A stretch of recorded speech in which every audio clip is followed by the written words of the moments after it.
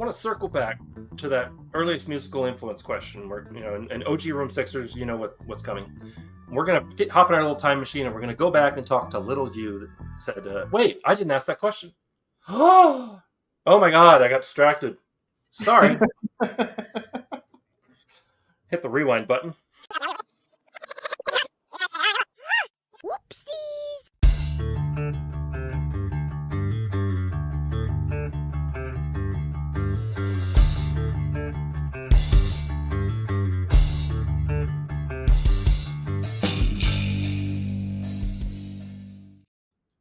Welcome to Room 6, the channel dedicated to local music, wherever it may be, and the people that make it, including my guests. And my guests today are another TikTok find. I've been finding a lot of interviews on TikTok. They are a femme punk rock and grunge band from Utah, and their single Terminator is out now from many places. Please welcome to the channel, GAG City. Hi, guys. Hello. Hello. Hello. Hi. First off, this is the most individual cameras I've had going on at one time. This is great. Thank you. I really do appreciate you all for joining and taking time out. And if you want to be like GAG City and be featured on the channel, whether reviewed, interviewed, or both, hit me up using my email address down below or by clicking that Room 6 social media link. That's where you'll find all the things I'm up to online, where you can support the channel, like room6.shop. And what the heck, go ahead and click the like, share, and subscribe buttons. It all helps, and I thank you. And there's my YouTube spiel out of the way. All right. So, because we got multiple places going on, and I know that Natasha definitely has her hands full with Rowan. Is he still there? Yeah. So, this won't be like the hour and a half video that's on the channel where we went down all sorts of crazy rabbit holes. And there might have been alcohol involved, but right off the bat, I gotta know why the name. I think Emily's the best person for that. Yeah, and I think it actually has kind of a silly story. I was camping with a few friends, and we were trying to make breakfast really early in the morning, and so we made oatmeal. And I think we had been drinking the previous night, and so we just really didn't feel too great. And so we all started gagging, trying to eat this oatmeal, and then we thought GAG City was hilarious, and so it ended up on a list of potential band names. And yeah, that it's probably a lot less exciting than people think. I think the most fun is how people interpret it differently. Mm-hmm.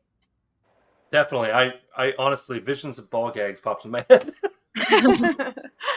I've had a band on the channel, and that I've seen them live, and their band name should tell you everything about it. Based out of LA, they're GAG CITY. Amazing. If you can picture it, it's there, and they put on a show. I mean, I was taking pictures of the show, and I was like, I don't know where to go because they were all over the place, but they rocked so hard. But your band name was, I was like, I wonder. Yeah. How PG-13 is this? So from there, how long has this lineup been GAG City, and how long has GAG City been a band? We've been a band since October of 2023. I think that was our first practice together. I think a tale as old as time. We've gone through a few drummers, but all for good reasons. Our first drummer got a job at Purdue. Yeah, at Purdue. And so we said adios to her after that successful move. But October of 2023, and we just got lucky. Natasha's husband John is in another band called Big Sis, and they got us a gig at the local music venue. Uh-huh. And it just kept going from there. It's been a lot of fun. Yeah, that was February 2024. Yeah. Yeah, it was our first gig. First time we played. So. Right on. So you've got a few gigs under your belt as a 1, 2, 3, 4. These 4 people here. Yeah, it's been we're the 4 original, I suppose. Yeah. We're out a drummer at the moment, but No, I think we actually have a lineup for the we're drummer. we're very My husband is gonna drum. yeah, we're very excited. Well, there you go. Yeah. Awesome. Well, the reason I bring this up is since you've had some, done a few shows together, I was wondering, do you have like your most memorable, your favorite show moment of performing as GAG City, where like you checked off some rockstar wish list things, or things went way off the rails and somebody went to jail, or what do you got? Well, our first gig was very memorable. I wouldn't say for our performance, but for our ticket mate, Big Sis's performance. Natasha's husband, John, at the end of their song got so excited, and Amber just picked up his guitar and threw it on the ground, smashed it into pieces. I was like, Natasha's face was priceless. She plays in that band too. just do that. You Yeah. have to buy a new one. Oh, that was so funny. The next day we were like, "So John, how you feeling?" He goes, "I got a new guitar, so." Yeah, that's old Johnny boy for you. That's Oh, funny. I think my favorite is most recently for Got Me Gagged, when you and Emily did a split that we've been talking about for forever. Doing the splits. We've been trying to get Emily to do the splits on stage for like months, maybe a year. And yeah. I was gonna say that was my favorite too. That was cool. Yeah, me and Emily did the splits closing out our most recent show together, and it was a pretty funny thing. Everybody started screaming, and we're just taking the splits in the stage. That must be funny if you're like farther back in the crowd and suddenly you both just go. Boom. Yeah, for sure. It was really cool. Sounds like it. And I assume you're like still playing while you do it. Yeah, yeah. Right on. Now, if the drummer could do that, just kidding. Then we'd have a show. Yeah, right. If everybody does the split at the very end of the very last song, and everybody does their David Lee Roth yell. Yes. Did we get everybody? I'll just go really quick. I liked during our last show. So we have one of our songs. It's called "There's Something Wrong with Larry," and the main character has an existential crisis, and it's like a spoken word / rock and roll number, and it starts with like a gossiping scene. And so we brought out a bucket, and then I hung up a sign on it that said "water cooler," so it's like gossiping around the water cooler. And it added like this really fun theatrical element that like helped me get in character more, and I thought that was really fun. She also rocked like a New York accent. Oh yeah, and I was like, "Is it okay if I go like New York with this one?" It was really fun. I love the silliness of like hamming it up, and so that was really fun for me. Yeah, I love anytime you can see that a band is having fun. They're like having fun with themselves, and they're totally just like making a thing out of it. I love that because it makes you instantly like, I can feel that you're enjoying this, and I want to enjoy it too, and you're not taking yourselves too seriously. Oh yeah. I feel like if you're having fun, then like the audience can tell, and then they're having fun. Yeah. So it's this wonderful give and take. Awesome. From there, wanted to talk. Now, you're based out of Utah. Are you all in the same city? Not anymore. We used to be. I got hired in Salt Lake City last May, so a year ago. Mm-hmm. And we moved down here, and Taylor and I have been driving up to Logan, Utah for practices. Okay. Because I spent a winter in Salt Lake, and I've interviewed quite a number of bands, a lot of metal bands actually, out of Salt Lake, and I'm just like, what is going on in that city or in that area? But surprisingly a lot. Say again? I said surprisingly a lot. Yeah, which is great because there wasn't that big of a scene when I was there. But again, I was busy working and trudging through the snow, and I wasn't really focusing on the music scene then. I didn't have the channel then. So, all right. So from there, we talked about like favorite show memory. Is there a time where you realized, no, actually, better yet, from the highs of favorite show memory to the lows of losing gear, has anybody ever like left gear at a gig or lost gear? Natasha, didn't you lose your guitar stand at the DLC? Yeah, we lost. No, it was like an amp stand that my husband was really excited about. He had just gotten it, and he was really upset about that. But then it resurfaced somewhere. It was like in somebody's car. Oh, wow. Wait, So you yeah, got I it think back. I think it was in my car. That's Yeah. right. That's right. So Yeah. that ended up working out. Could have been Right on. worse. Yeah, he I would could have smashed it on the stage. Which is like that checks out. But Very that didn't happen. I would say lowest low, not for us, but Oh definitely my god. for the sound guy at this gig. Like, we really felt bad for him. So there's this venue in Salt Lake called Garage on Beck, and we got invited to open for a touring band out of LA called City of Sound. And we show up for load-in, and the sound guy is just pacing back and forth, like across the stage to the sound booth, like clearly like freaking out. And we're like, all right, like, what's going on? Like, how can we help? He goes, so the sound guy last night, he just quit. And he took all of his gear with him, including the power cords. So, like, we have no power cords anywhere. And we were like, we could go get some power cords, man. Dang. Has all the front of house gear, Yeah. everything except for power cables. Taking the power cables felt like a petty move. That's- Yeah, like what was the story with that? That's like taking your teenager's charging cord and just watching the fear in their eyes as the battery is lower and lower. Yeah. Oh my god. We have pretty good luck with gear. We haven't lost any gear. I say maybe a low point or maybe a scarier point was our most recent show. We had been waiting on the drummer who was backlining for like 45 minutes. I guess for context too, this show was originally scheduled at a venue, and for pretty crazy reasons, we had to reschedule it at a new venue. This new venue is like a half mile up the canyon in Logan Canyon, and by foot for like a half mile. Yeah, but there is like a single track road that you could drive up to drop off gear and then drive back down. Yeah. So I've had that gig. Yeah. We were like, oh man, the drummer's late. Like, we gotta. How are we gonna get? We gotta backline drums at some point. Like, we gotta get sound check.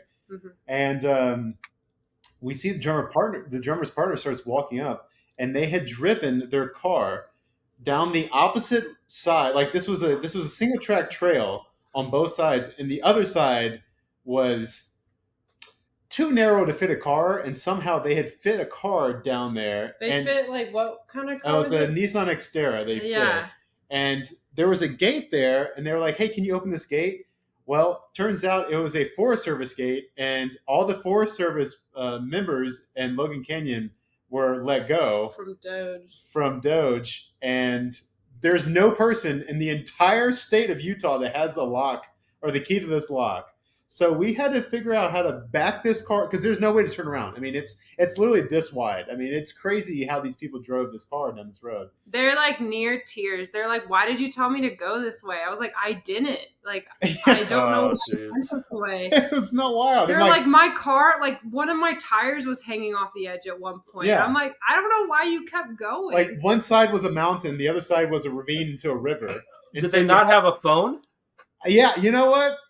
It was crazy. So they we made sure to unload all the drum gear, and then we sent it back.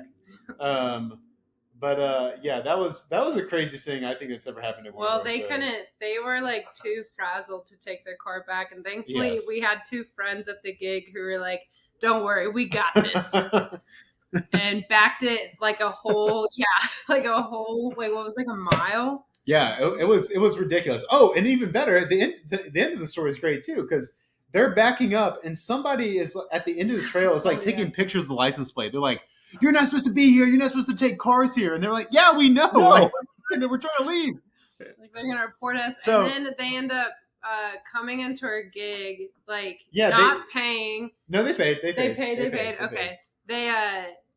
We had grilled a bunch of food for the other like acts, and they like were like, "Hey man, can I get a hot dog? And we're like, yeah, you like nearly called the cops on us, but like, sure, here's a hot dog. I mean, they paid. We converted them into a fan. At the end of the night, they were like, this is so much fun. It was like, Nice.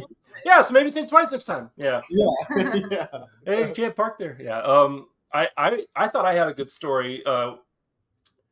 Picture this: Sicily, 1912. Anyway, marina at a lake. Okay, this is Lake Mead in Las Vegas. So we would. I was in a cover band, and best band name I ever came up with Revolving Door was Revolving Door. It was so accurate. Yeah. And we got hired to do a private party out on like little island out there in the lake. We're like, this is cool. And not thinking, how are we going to get the gear there? Little flat bottom metal boat where we're all crammed in with our gear, hanging on for dear life. And boat's going out, no light, because why would they? And it's like getting dark. And we get there, we're like, okay, we made it. Cool. Again, not thinking we got to go back the same way. And we get there, and they have a barge beached, and everybody's boats are beached. And we played on a barge, at the end of a barge, with floodlights buried in the sand, shining right in our faces. But that whole ride there and back, you're just like, especially the drums, I could just see the drummers like holding up to your life because he didn't have waterproof cases. You know, one piece goes out, goes over, and you're done. I mean, do they even make waterproof cases for? I mean, why would they have one? What I should say is he didn't have cases. Yeah, right. You don't think when you show up we're gonna boat you there. This isn't Canada, but yeah. So I digress. Oh, by the way, stick around. We're going to be seeing a music video after this interview called for the song Serpentine, right? Yes, yeah. Yes. So check that out. That'll be great. A couple more questions here, and then we're going to get to that music video. Wanted to say, have you had any issues in Utah, having spent a winter there? Have you had any issues trying to perform outside in the elements there? Yeah. Yeah. Definitely. It's either hot as fuck or it's cold as fuck. I mean, that's how it is. That's what I remember. And human. Yes. We'll have especially in the winter, like we'll cancel practices because like the canyon snowed in and like Taylor and I physically can't go. Yeah. Oh yeah, it's like a death trap in the canyon when it snows, and you never know. Like the weather in Utah is so unpredictable. Like it might be clear skies and then like a blizzard. Yeah. Right. So yeah, that's a whole thing. Sounds about right. Same with Vancouver here in Washington State. If you don't like the weather, wait 5 minutes. Yeah. It'll probably be rain, but yeah. So from there. Well, I will say on that point, we've always wanted to have an outdoor show at the local tabernacle. Our original dream when we were first starting GAG City, we were like, this is so devious to have like an all bikini show right outside the Mormon tabernacle. Yeah. Like everybody, including the men, have to show up in bikinis. It's just like required. I think that would be so amazing. And, I wish they could do that now. Yeah, 9 months pregnant. That'd be dope. Yeah. That'd be even better. Draw like a happy face or whatever. And, right, Gag. Natasha, I have a new plan for your baby shower. There we go. If you do that, though, you got to remember to make sure, like, have a Coke and a cigarette. Yeah. Beer in one hand, cigarette in the other. Yes. Big robot. Better yet, on your pregnant belly, put like a rainbow. Woke mind virus. Yeah, we've had grand ideas of outdoor shows. There's a cool cave in Logan that we want to play in. It's got like graffiti on it. The Boy Scout cave. Yeah, it's graffiti in it. Yeah, it's really cool. Great acoustics, really. Yeah. Sounds about right for Boy Scouts. I'm an Eagle Scout myself, so nice. Graffiti. Yeah. All right. Okay. Sit. One more. We have one more question. You made it. Yay. Nice. Want to circle back to that earliest musical influence question where, and OG Room Sixers, what's coming. We're going to hop in our little time machine and we're going to go back and talk to little you that said, wait, I didn't ask that question. Oh, Oh my god, I got distracted. Sorry. Hit the rewind button. Whoopsie. I'm gonna put in like. Do you remember a moment where you said, "I want to do that"? I feel like for me, there are two moments. I was a 13-year-old girl that desperately loved Panic at the Disco. When Man Crush Mondays were a thing on Instagram, like, I can't help but to hear. She still has the affliction. Yeah, I still do. If you turn Panic at the Disco on, I'm right there. Brendan Urie was my Man Crush Monday when that was a thing on Instagram. So I remember watching them and being like, this is cool. Like, at the utmost thing of what cool could be, that was it. And then I remember just like watching a lot of like Bikini Kill shows or like watching documentaries and stuff on Kathleen Hanna, being like, dang, that I feel like that's what I want to do. I want to do something similar to that. But I don't know. What about y'all? Yeah, I just I saw every punk rock bassist. They weren't they seemed to almost be like a participant in the crowd, but they just had to hit like a couple notes, and I was like, you know what, I can do that. You know, And you do so much more. Yeah, now, but like at the time, I was like, man, it would be so cool to be on stage and play an instrument and like have the least amount of responsibility. And then I started playing bass in a band. I was like, wow, I was so dumb to think You fool. Yeah. You fool indeed. So much responsibility. I was like, wow, it'd be so easy just to play bass, right? And yeah, I quickly learned that that is not the case. But I do still have fun as if I was that punk rock bassist. I love being able to jump around on a stage, and I get a lot of inspiration from like people like oh god, I'm blanking on names now. But Panic. Yeah, the bassist from I don't know what you're talking about. Oh no! It could be literally any band under the sun. Cypress Hill, Yngwie Malmsteen. No. Oh,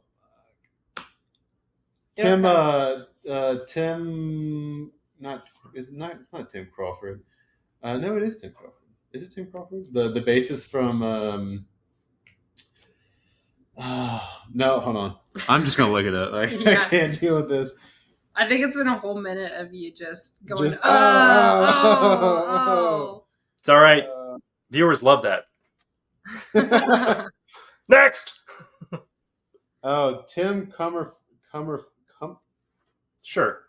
Cumberbatch. Tim Cummer. Tim Comerford, the bassist of Rage Against the Machine. Oh yeah, that guy's all over the place. Yeah, God, why can I not think of words? But yeah, him good the English speak. I'm a big Tim Comerford fan. I don't have a Music Man. I don't have one, but I really want one because I want to get that beautiful, beautiful bass tone that he had. Funny story about Rage Against the Machine. I had a friend and used to live together, and he went to Catholic high school with Zach, the singer from Rage Against the Machine. And I'm like, what happened? He said he was like a total preppy.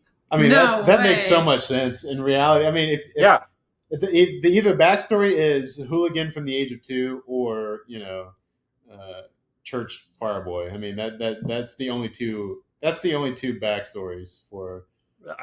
You're just like, okay, something happened. So, who do we have left? I think Natasha. You had to drop off for a second, came back. Hi, sorry. No, my phone died. I'm so sorry. Cool. Thank you for letting me back in. Oh, no problem. I just looked down. I was like, 3. We should have 4. Yeah, no, I didn't. Yeah, no worries. So I don't know where you dropped off, but you know what we're talking about right now? We're talking about your earliest musical influence. What moment did you decide I want to do this? Yeah. Or earliest musical influence?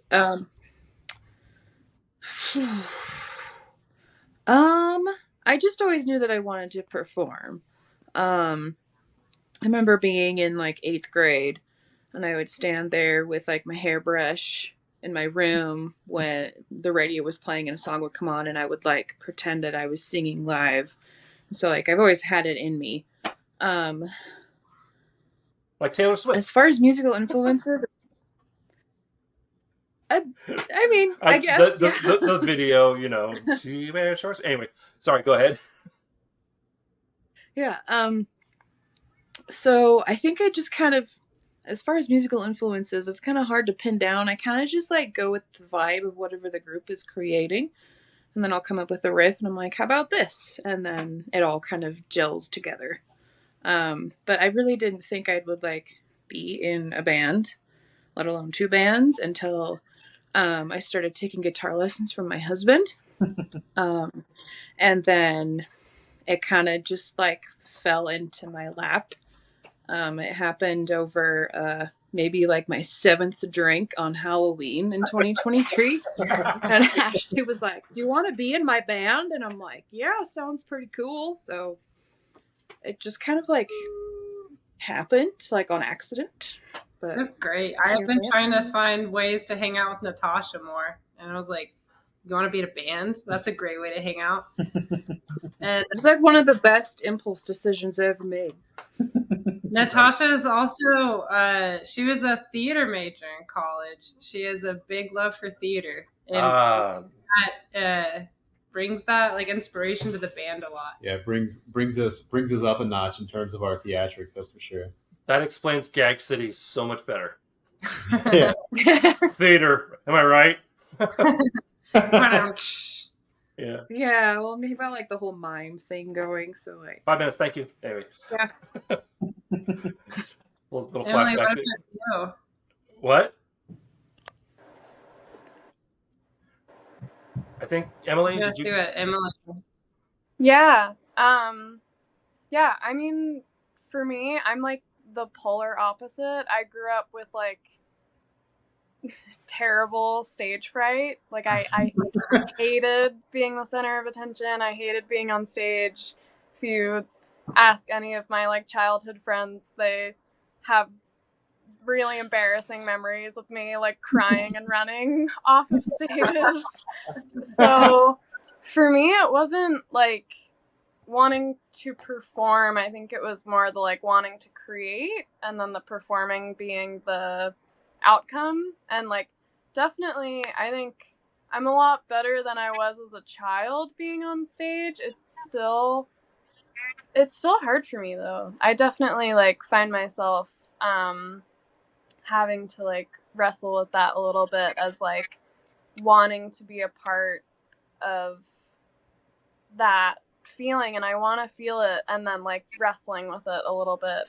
But no, I feel like I really have tried to like emulate people that I see. Like I've always loved music, and I've been to a lot of live music, and I'll see someone do things and I'll be like, oh, I can do that. Or so I think it's been like a long time coming of like just seeing it and wanting to be a part of it so much that it kind of became this part of my life. And it's been sort of a fun challenge for me to like come out of my shell a little bit. And yeah, definitely I've only met one other lead singer that I know that's like, yeah, no, I'm actually an introvert and I kind of hate being the center of attention. And so it's always kind of funny meeting other people that feel similarly. And it's great having a band that likes to like take some of that too. I feel like we all play off of each other really well, where like I can kind of like go down and do a split and hide for a second, and other people can. So I don't know. I definitely like, I don't think I've had that in me always, but I think it's something that I've kind of like built, and I've loved watching like Bikini Kill and other sort of like femme punk artists do their thing, and sort of tried to like emulate that. And now we are GAG City, so it's been fun. The other thing too is like, well, I was gonna say the other thing too is like we've only been really playing music as long as the band's been around. Like Ashley's probably the most tenured in terms of how long we've been playing music, which has only been like 3 years. Yeah. Because like everybody else, like we just all picked up instruments to play in this band and figure it out. And to figure it out. We're learning by doing. We're learning by doing. Like we were in practice the other day, and like we figured out like a 2-measure time change or something like that. And like as soon as we hit it, we're all like, "Oh my god, we did it!" Oh. That makes sense. Yeah. Let's do that. Like, oh my god. So yeah, it's fun. Like it's fun making music with your friends, but also like figuring out music just as a topic with your friends. Like not necessarily making the music, but like understanding music just period at all with your friends. It makes it much more approachable. That's for sure. Well, totally. I also appreciate that there's like no pretense because we're all new and we're all learning together, and we're just like, there's like a humility there that's like very enjoyable. Yeah, I feel like anytime you hear like the music advice, like people on social media giving advice to musicians or people in bands, they're always like, things to look out for in a band or like in a bandmate, or like, don't you hate it when bandmates, act like they're better than you? And like, we're all like literally figuring this. Not really a thing. Yeah. I feel like I'm lucky with the people I play music with. Yeah, we were all friends beforehand, which was nice. That's the best part of it. Right on. So now that we've gone back in time to answer the question I should have asked at the beginning of the stupid thing, we're gonna go to the last question. You made it again! Yay! So we're gonna circle back to that earliest musical influence question, and we're gonna go ask little you or old, you that's married and said I want to do that. We're gonna go back to that moment and say, what is one thing now that looking back you wish someone had told you, hey, you're going to need to know this, and don't say change your strings. I don't change my strings, so there's no point in even. Who would change a bass string? That's silly. I mean, eventually. The dirtier, the better.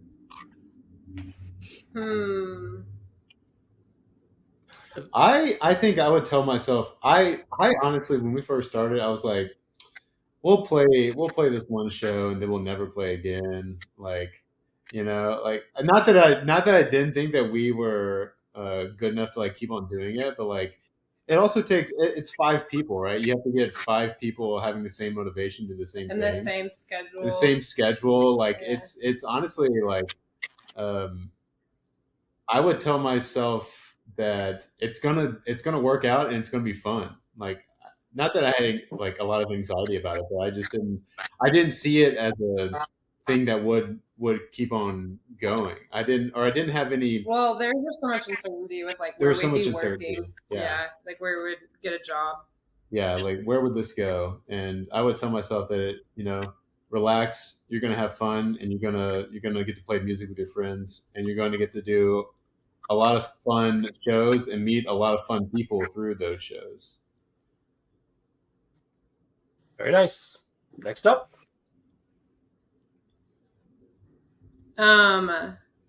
So I say I ask for this advice, but who knows? I might have been stubborn and like not listen to it, when I was first starting. But like I'm very much like a type A personality. I like to plan everything to the T and like know exactly what's going to go on. And you can't you can practice a ton and like have your like music like fully practiced, but like being up on stage, like you have such a dynamic like relationship with the audience, like things can change so fast. And I wish I could like knew to just like relax and enjoy the moment, like have fun. And by like having fun with my bandmates, like you were saying, like the audience will see that and like want to cue in on that too. But like, I think that's also a learning experience. I think for me, I would tell myself like, when there's a hiccup, like the show goes on and the world doesn't end. Sometimes like you'll hit the wrong string or something and then that gets in your head and then you mess up some more. And it's like this like catastrophe of like, shit. I've never done that. But like most of the time, like like the audience can't tell necessarily, and so if you like just keep your poker face, like your game face, and like act like you're having fun, I guess fake it till you make it, like the show does go on, and that translates, like that reads, like if you're having fun even when you mess up, like it's gonna be fine. Live shows are like, they're like little snowflakes, like they're unique from each other, and so you're not gonna play one show versus another show exactly the same way, so just embrace like the unpredictable. And just to echo what you guys have said, like relax, like it's gonna be cool. I think mine is similar. I think just like really prioritizing having fun and like enjoying the creative process of it, and like embracing just this like new community that we've built, and then also like it's a really unique experience that we've been able to have together and like built this fun group. And I think for me especially, just echoing the like relax, have fun, this is supposed to be fun. It's easy to get caught in your head, and like especially like being up on stage, it's really easy to get in a mindset of pressure and wanting things to be perfect, and really just prioritizing community and having fun would be what I would tell myself. I couldn't say it any better. Those are all really, really good things. So you new musicians out there especially, pay attention. So thank you very much for watching, and thank you for being on the channel, guys. Stick around. We're going to be seeing the music video for Serpentine, and then we'll catch you in the outro. In the meantime, we'll temporarily say goodbye, and we'll see you in a minute.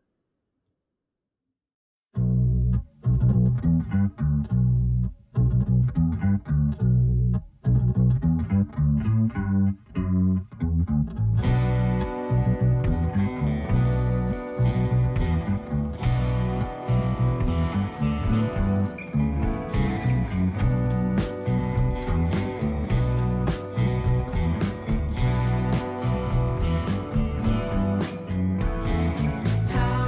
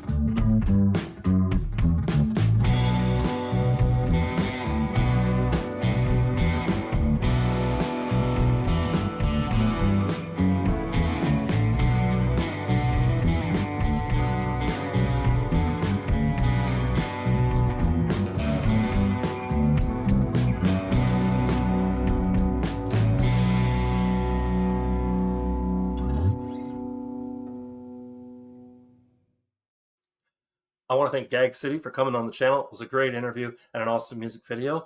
Make sure that you go pick up Terminator out now and hit those social media links down below so you can find out what they're up to. Go see them live. Tell them Room 6 sent you. What the heck? Yeah. If you want to see more videos like this, please click up here. If you want to subscribe, click over there. Ring the bell if you want. And if you want to hear my own music, click over there. Remember to be amazing, and we'll see you next time on Room 6. Say goodbye, guys. You're all muted.